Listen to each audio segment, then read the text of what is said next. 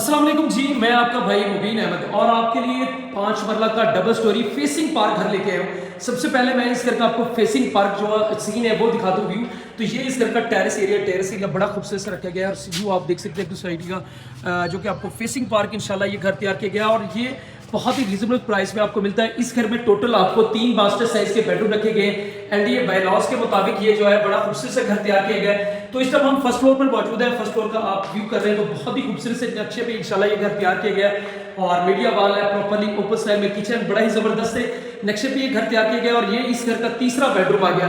तो यहाँ पर भी वॉल डिजाइनिंग का काम और सॉलिड विंडोज के साथ तैयार किया गया। हर बेडरूम में आपको जो है आपकी कैबिन तैयार किए गए और ये इस घर का जो है आपका तीसरा वाशरूम आ गया। तो जितना भी काम है बेहतरीन है। अल हरम गार्डन हाउसिंग सोसाइटी नज सेंट्रल पार्क लाहौर में घर वाकया।